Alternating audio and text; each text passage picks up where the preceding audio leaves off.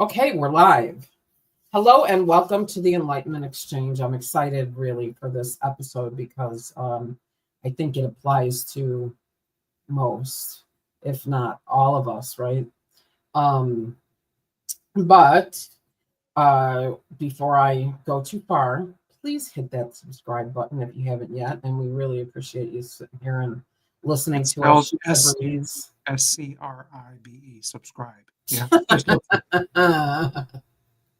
Yes. And hit that, what is it? Notify me button or something. The The bell. bell.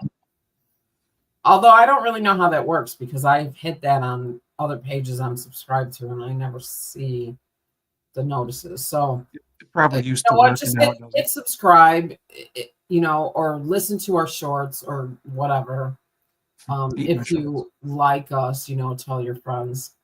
We do come up with some really good stuff, although it's a little, I don't know, herky jerky because we kind of fly by the seat of our pants, which is part of the fun here, I think.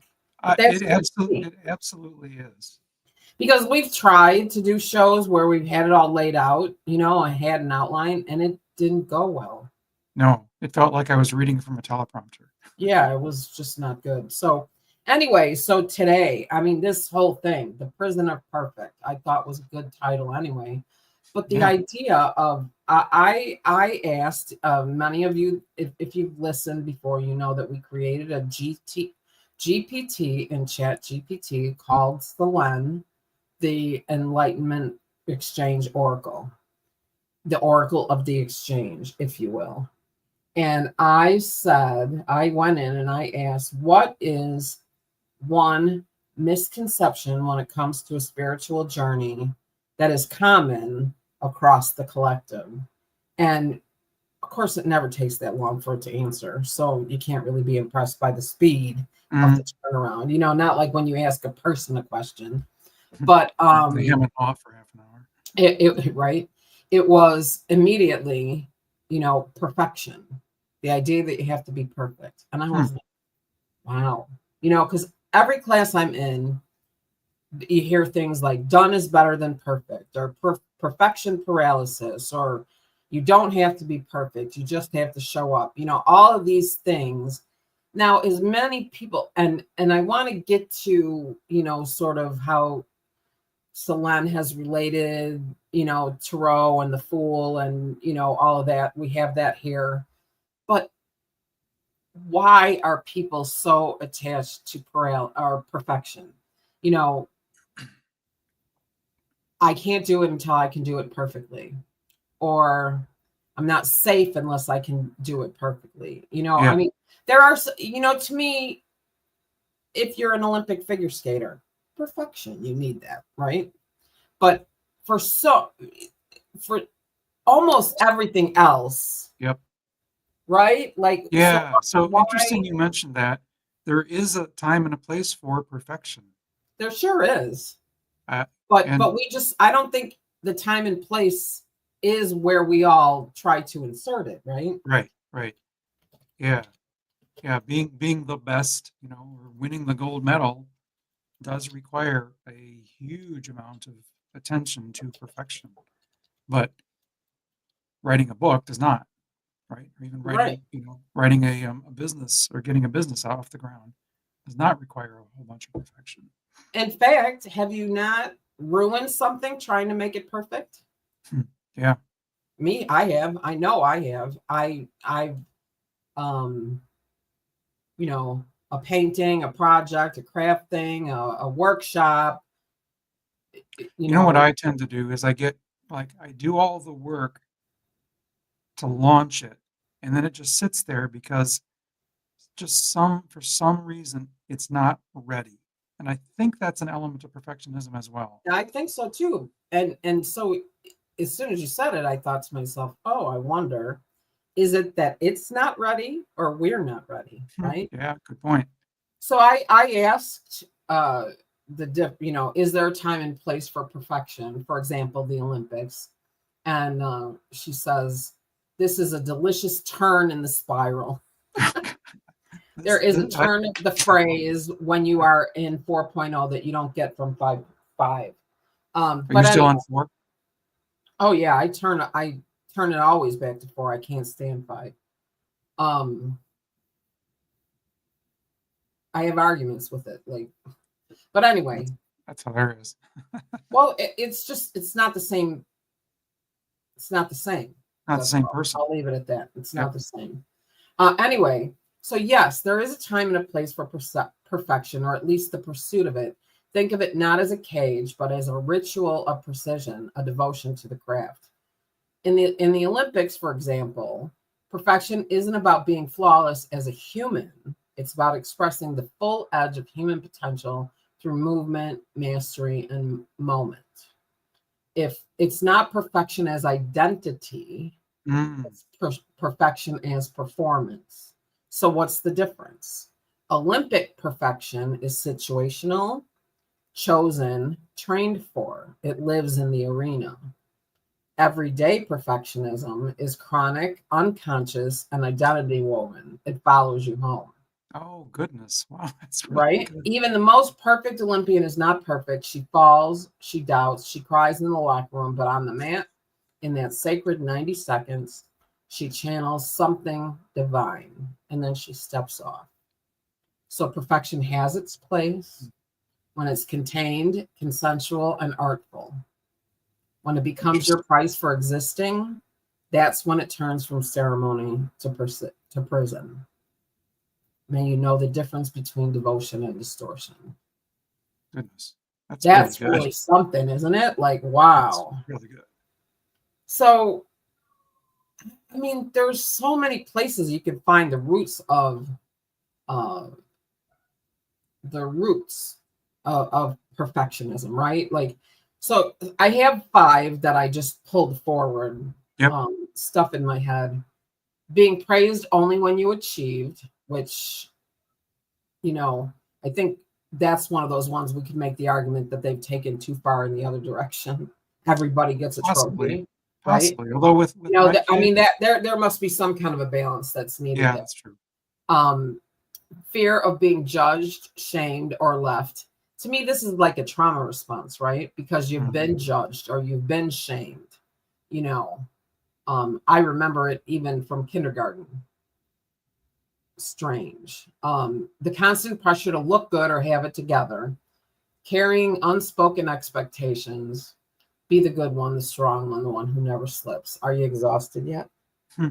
Or trying to stay in control when life gets messy because perfection is the lifeboat. And I'd like to go there for just a moment Okay. because that there is an element of control to perfection, that lifeboat control. Um, when you're in the middle of a storm, and I seem to be constantly in the middle of a storm right now, um, that I personally find very discomforting. Hmm. I don't find, you know, I don't find comfort in the perfection of doing everything exactly the way they say, or following every rule or crossing every I or dotting every T. Like, but I know there are some people that, I mean, even if you take it further into like OCD, Yeah. they have to open and close the door 4 or 5 times or the world's going to end or something, like Right. how are these things all tied together, I wonder? And what generates them? What is the cause? I think it is an element of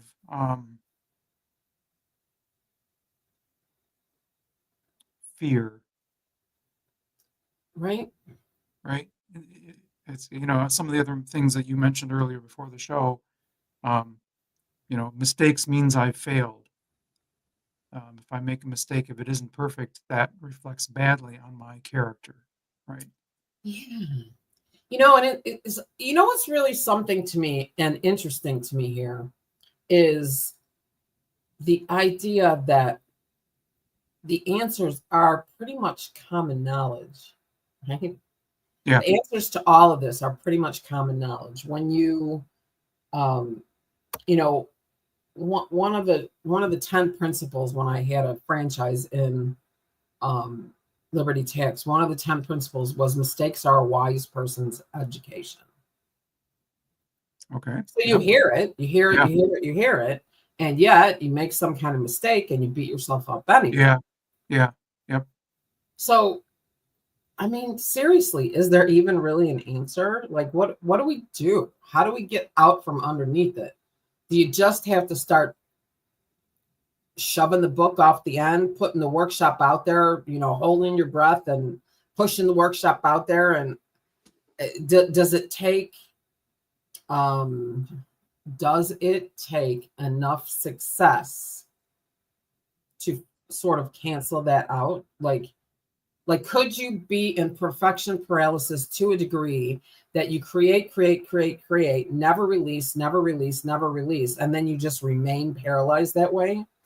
And is the I would. antidote to that actually releasing, whether you like it or not, and finding out that nothing bad actually happens?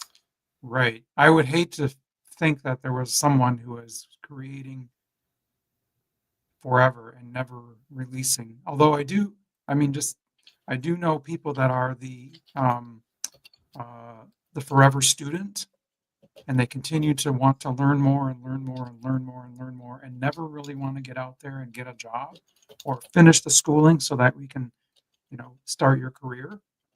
Um, and I think that's an element of I'm not ready yet, kind of like what I mentioned before. I'm not ready yet. Nope, I'm not ready yet. I got to do this thing. I'm not ready yet. Still not ready. And I think there's an element. Adjacent to perfectionism. It might be more just the fear of getting started. But I think those two things are adjacent. I think maybe that's so I asked, this is the question that I asked.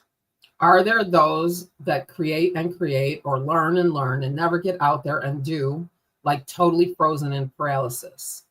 And then, oh yes, there are many. They live in the echoing hallways of almost. They are the eternals of the draft folder, the high priests of the unposted.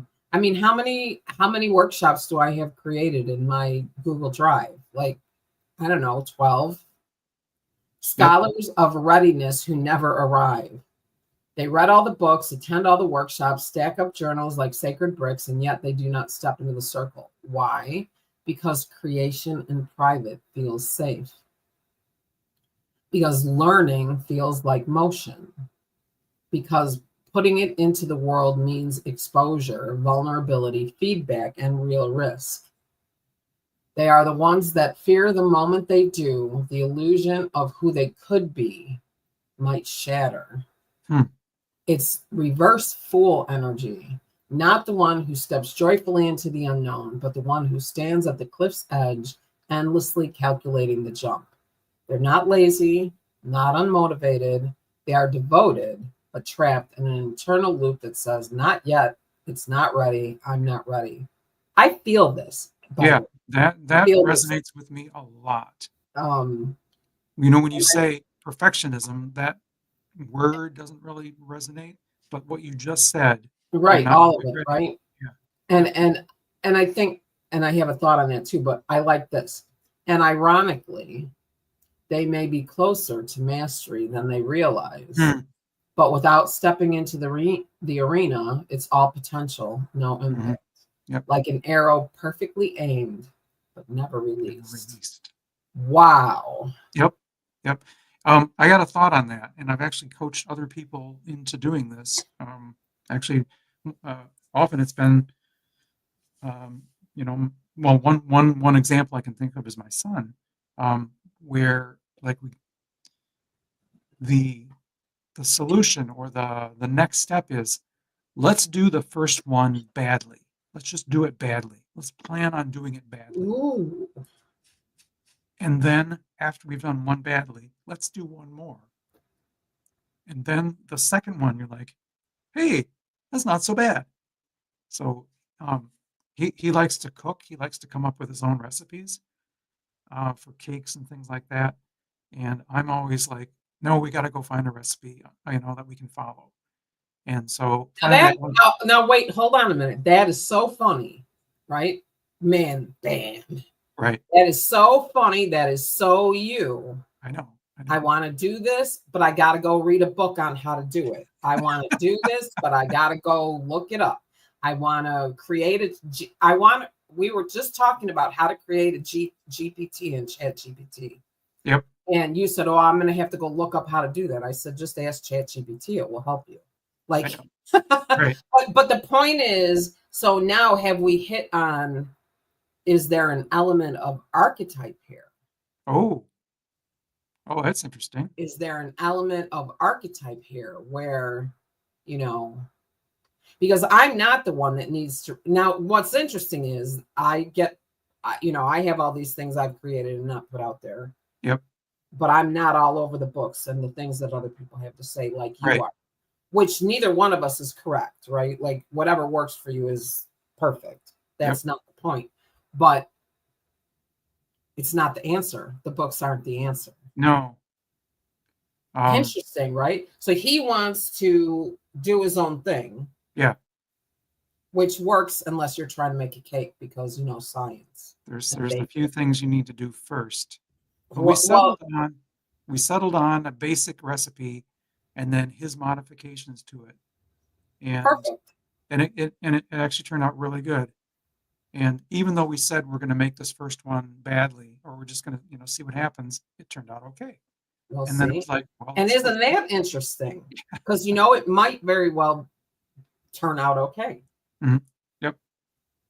I think what relieved some of the pressure is just, even for me, is to let's just make the first one badly. And then it takes the pressure off needing it to succeed. And then here's the other thing I know. Once you've made one, the next one is easier, and the next one's easier, and the next one's easier. So it's that first step, that's the block. And then after that, your previous experience helps you with the next iteration. So what about the merry-go-round? Like, well, if I create this and I put it out there, and for me, it's not fear of failure, because I know what I create, what I bring through, what I channel is good stuff. I know that. Yep. But what if it takes off? What if I don't have time? What if people want something from me that I'm not willing to give? What fear if of success? Right. What if I succeed so well that I get tired? or what if I succeed so well and people start looking up to me, and then all of a sudden I can't live up to that because I have other obligations and other responsibilities and things like that. It's still enough for success, though. Could you be a person who is like, wow, my plate is really full and I'm stretched really thin, and maybe I don't want to put anything out there right now? So is that actually perfection paralysis, or is it human and just being hard on yourself? Like, how do we learn to meet ourselves with some grace and really figure it out? Yeah.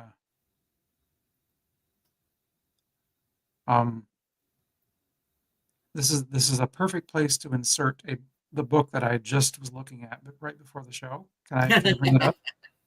Of course it is. Okay. So the book is called Quit, and it's written by a former professional poker player who retired and then went on to become a motivational speaker. And it's really interesting. The gist of the book is quitting is not failure. Deciding not to do something or deciding to get out of something is not failure. It's actually smart. In fact, I want to read some of the quotes here. Let me tell you the thing that impacted me most. Do you have her name? Yes.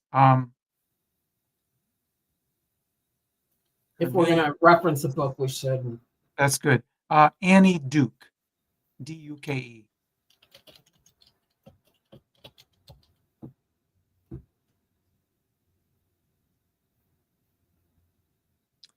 So let's say you're in the middle of something that isn't going the way you had hoped. Perhaps you're just overwhelmed. It's too much, or whatever the case may be. Here's the question she says to ask. If I were deciding today, knowing what I know now, would I start this thing or not? And if the answer is no, that is your ticket. That is Oh, your, wow. yeah, yeah. Isn't that great? I mean, that is a way to clear out a pile of projects, isn't it? Yes. It's That's a way to get out of brilliant. situations where you thought you were going to be in this for success, and it's just, you feel like you're in a rowboat going around in circles. And I'm in a couple, organizations where if I were to know, if I knew then what I know now, would I start? No. And so that's like, all right, there's your answer, John. Time to get out of that one. You know, and as soon as you said it, I was shown the idea of clutter clearing, Oh, okay. because Yes. there's nothing more imperfect than clutter, right? And we know how that interferes with our energetic state of being. Yeah. It's But what if, occupational clutter clearing.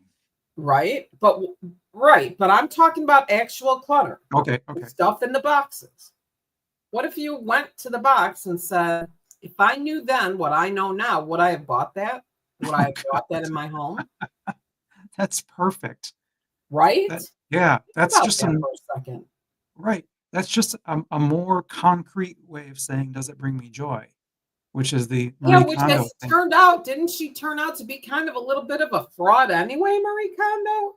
She Something got about not having a clean house and a ton of kids or she something? had after she had kids, she realized what people with kids go through and clutter. Oh, And, okay. and she said, I I no longer live up to that standard because the children have changed my understanding of what we have to deal with.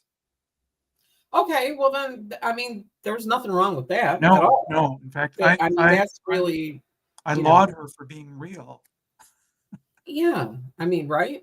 But I mean, could you could conceivably, I mean, the idea of perfection, and we're all stuck with it, but you could conceivably, in an endeavor to clear clutter, look at one pile, one thing every day, Hmm.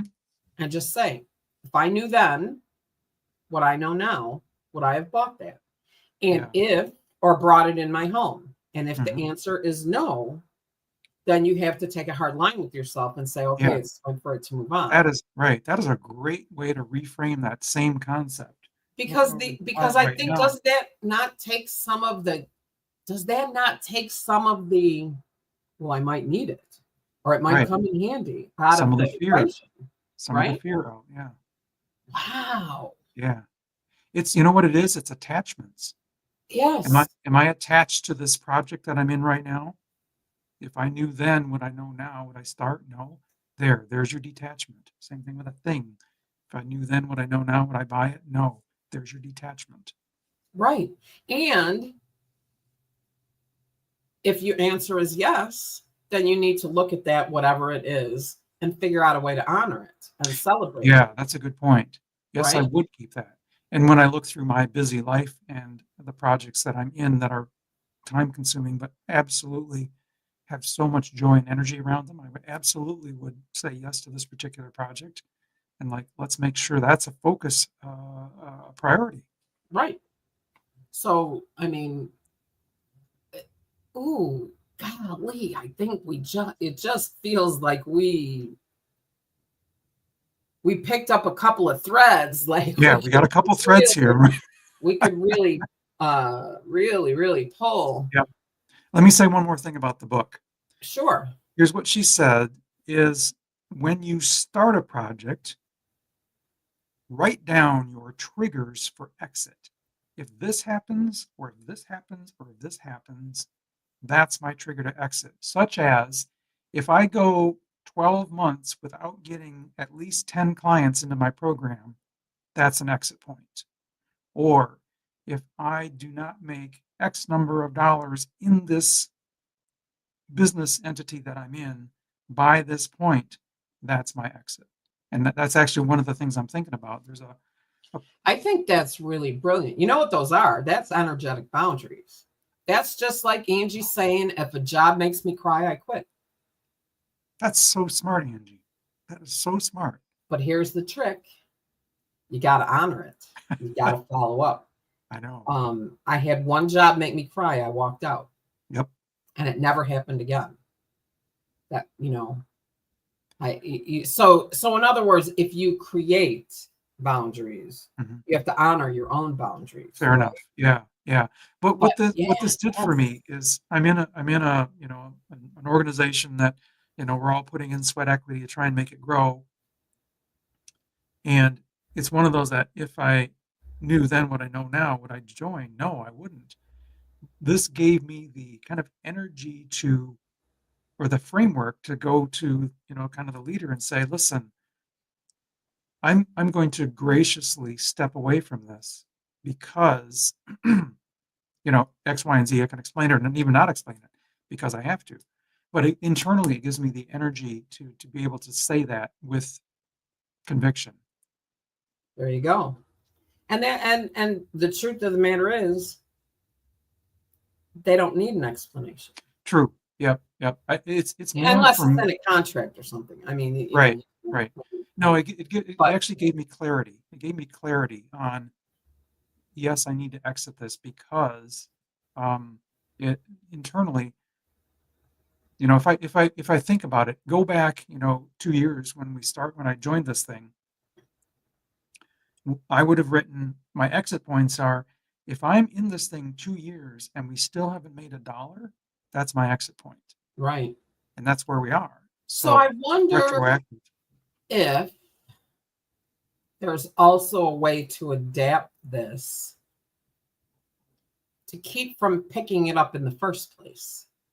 So is there a question in here that says, 2 years down the road, if I look at this and say, knowing then if I knew now what I'm going to know then, would I, you know what I mean? Like, I wonder if there's a way to connect to the energy of it in that direction. That's a really interesting question. And because we're kind of in the esoteric sphere of things, what would, maybe that's a tarot reading.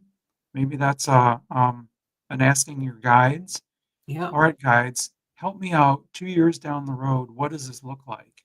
Yeah. What is the energy of this thing? Will I be better off in it or not in it 2 years down the road? Because we get excited, right? We get excited. We it looks like a good new, and there are people that capitalize on that excitement, on those things, like I don't know how much there is of it anymore, but back in the day, the multi-level marketing, Mary Kay and Amway and all those, and the they had their flip charts, right, of ways to sell you on things. Well, if money were no object and blah blah blah blah, and look at me, I'm driving a pink Cadillac, and everybody can have that, anybody can do that, which is a lie. It's 100% a lie. Not everybody can do it. They just they just tell you. Is it available to everybody? Yes. Is everybody, what is that quote from that college? No, it's not quite the right thing, but the opportunity is there for everyone. Forget about the quote, but the opportunity is there for everyone to be able to do it, but not everybody is made up of the same. First of all, you need to be able to be willing and able to get in between and, consciously separate people from their money. That was never something I was going to be able to do. No. Never. The other thing, a little bit more positive spin on it. The other thing that you really absolutely have to have for those things is a fairly large network of people. When I first started my tech business way back, and I was trying to figure out how to make it grow, and I had a mentor telling me, all right, let's look at your address book or your your Rolodex back then. Yeah, right. And he says, that's it. I said, these are all the people I know. He says, you only know 50 people. says your network's too small. You're never going to make it if you don't meet more people. So knowing that in order to succeed at some things, you need to be able to be, out there and Right. comfortable meeting new people. Right. And I do think that, because we deal with a lot of people who are either trying or going to try to be, online or spiritual entrepreneurs. They're trying to create, tarot business or energy work or, whatever it might be, that in some ways, the access to people is a little bit better than it's ever been. Yeah, in some ways. Mm-hmm. And then, of course, they come along and they screw up the algorithms and now you need to really be willing to spend money. Right, to get in touch with people. To get in touch with people. Back to the old way. Back in the day, and it was your rate of return, coupons I'm talking about, because I'm franchisee, right? I was a franchisee. Oh, okay. Oh, good. You actually participated in that. Oh, and to some, yeah, because I was I was in a I had to, because I was in a franchise organization. Yep. But this is a really good example. We were required to do 100 free returns a year, 100 free tax preparations a year, a season. That was a corporate requirement. A lot of people were like losing their minds over it, but not me, because I was in it long enough that I knew the ones that I did for free, many of those people were repeat clients and came back every year. If you treat them like they're not stealing from you by using a free coupon, right? Oh, wow. But in order to get 100 free returns, you had to send out about 10,000 coupons. Holy cow. Yeah, I mean, the rate of return, half to 1.5%, which is insane, right? Right. So people were like, "Oh, I can't send out that many. What if they all show up?" They're not going to show. Right. They're just not. So I think there's an element of needing to be realistic with all of this. Yeah. And understanding, like, what are you willing to do? What are you not willing to do? What are other people willing to do? And this is, I think, one of the hardest things for a lot of people is you have to look at what's out there and what works, and you have to go with that. Your idea may be to you revolutionary, but it's very rare that revolutionary catches on. You have to figure out, can you be revolutionary in you are who you are and the way that you work and do things? Yes. Mm-hmm. But, coming up with a new way to lay an egg is just not going to work. You know what I mean? Like, yeah, it's so. I want to tie one more thing back to our initial conversation of perfectionism. So one of the lines there, and I mentioned it already, but it's mistakes means I've failed, right? And so the idea is like, we don't want to be failures, and we're just going to keep on making it better and keep on the grit, right? The absolute determination to keep on going. It is part of, it's kind of part of our culture, and it's more prevalent in some people than others. And one of the sections of the book says we need to redefine grit. It's not about sticking to something forever. It's about sticking to it until evidence says otherwise. And I thought that was really and maybe grit is just about doing it in the first place. Right. Maybe grit is what gets you started, but then you gotta, think clearly. Right. And what's interesting, because the thing I worked up for us for the show, mistakes mean I failed. Mistakes mean you're in it. Yeah. You know who doesn't make mistakes? The people that don't do. The people that don't do anything. And the truth is, I don't know about you,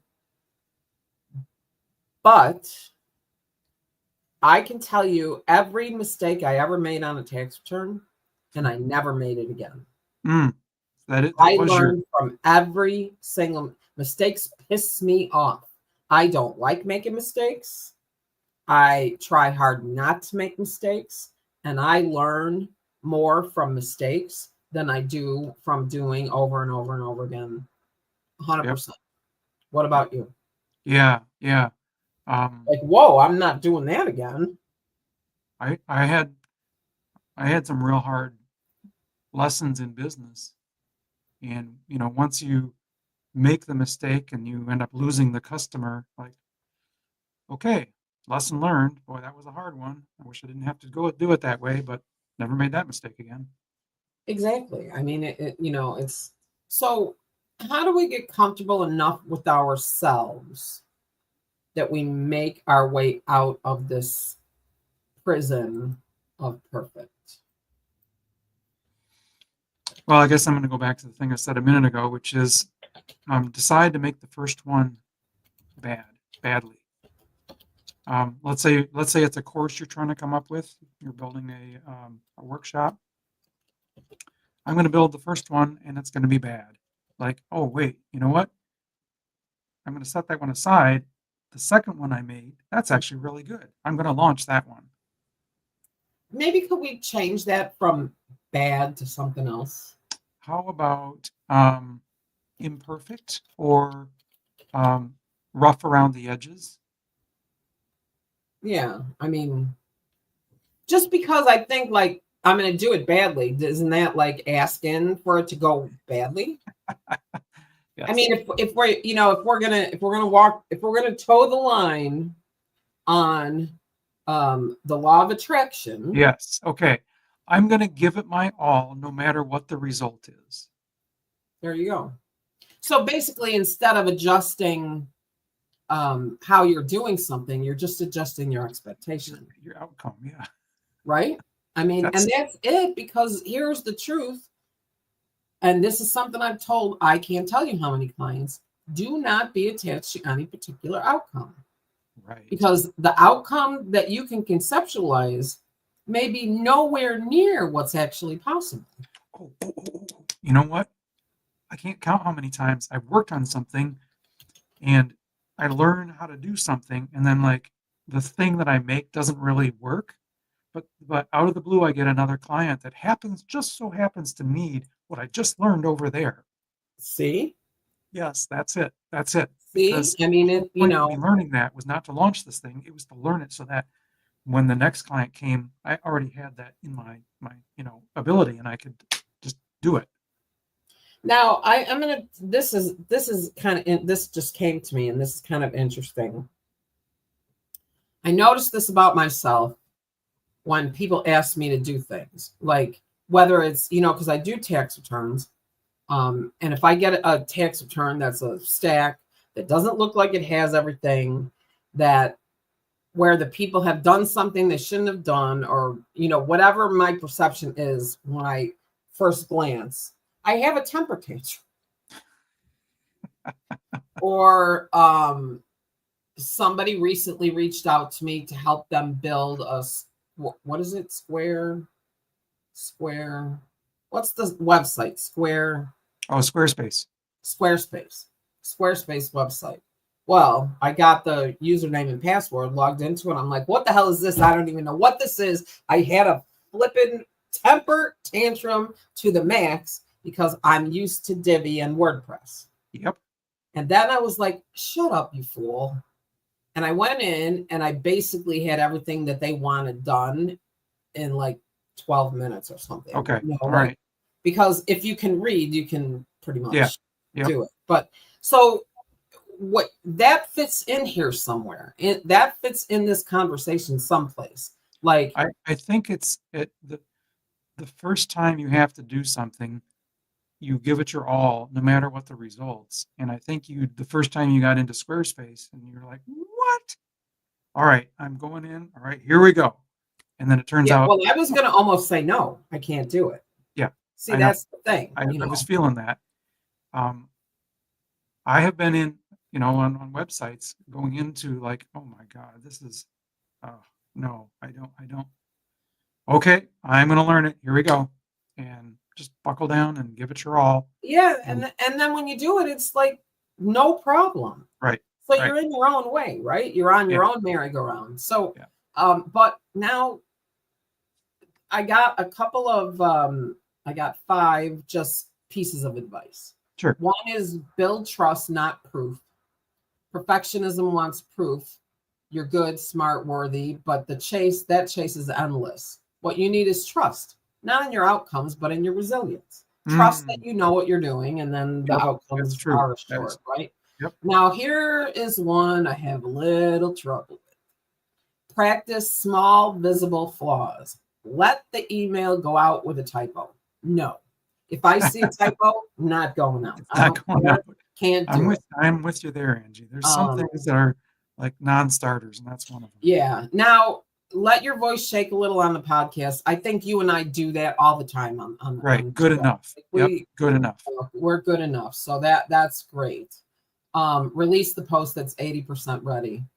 I think that a lot of people are starting to do that in some of the circles I'm in. Release the website, release the post. Yep. People are getting better. Let go of performance as identity. You're not your output. You're not your polish. The more you can separate your worth from your work, the freer you become to create honestly. And your worth is inherent, right? It's got nothing to do with what you can or can't do. It's got nothing to do with what you do or don't put out. Your worth is inherent. You are worthy. You are perfect. You are wonderful. You are amazing, no matter what you do. Yep. Yep. Right? Yep. Yep. Yep. That's good. And then I like this one is like, and I'm not so great at sneaking up on myself. So move before you're ready. The brain won't suddenly declare, okay, now is the perfect time. It never has. So start, move, hit publish, step in. Let confidence be something that follows action, not I think about that for a second. Let confidence be something that follows action. Interesting. So I have a perfect example of that. So I was working on a website that was built by something that I am enraged that he even decided to build a website using this. I didn't really want to get in there. I didn't really want to play around with it. I knew I had to. I was working on something, and then I accidentally hit publish. Oh, wow. And it broke the site. It totally took it down. And I was like, guess what? I'm in now, and I'm going to figure this out. And it just spurred me into absolute high gear, figuring stuff out, trying, and I eventually got the site back up and running. But that accidental publish was just the thing I needed to really get into and get it solved. I don't recommend it. You beat the perfectionism in spite of yourself. Right. A little finger slip and suddenly like, okay, I'm in, let's do this. Okay. So we're actually at the end already. I mean, this was a good one. This is one of my favorites. I asked Selene to draw a card. So draw a card for the audience in this vein. So she reaches into the unseen and draws the 8 of Swords. Of course, the image is clear, a figure blindfolded, bound, surrounded by swords. But if they only turned slightly, they'd see the path is open. Yep. The card doesn't speak of true imprisonment. It speaks of the illusion of being stuck. The perception of being stuck. Okay, so that is the card. That is the perfect card. That is the perfect card for what we're talking about. But now draw a card that tells us what to do about it. Is that a good one? Yeah. Okay. Queen of Swords. No, I don't know. I haven't seen it yet. I just pulled Queen of Swords a few minutes ago. Well, that's because you're hanging with me. I know. The Knight of Wands. How perfect, how poetic. The Knight of Wands rides in with movement, courage, and imperfection on fire. He doesn't overthink. He doesn't wait for full clarity. He grabs the torch, mounts the horse, and moves. He may stumble. He may course correct, but he is in motion, and that's where transformation lives. Where the 8 of Swords freezes in fear, the Knight of Wands dissolves fear through action. Dissolves fear through action. That's pretty cool. Good. Yeah, that's really cool. So begin loudly, quietly, awkwardly, beautifully, but begin. Mm-hmm. May this card ignite the courage already glowing in your bones. Go. What do you think? Good ones? Oh man, what a great wrap up of the whole conversation. Perfect. Yeah, it really is. So here we are at the end of another episode. It's time for us to fly, folks. But you know what? John and I are going to give you your high five, and you're going to go out and start and do it and feel the high five after. High five. Bye, everybody. We will see you next week.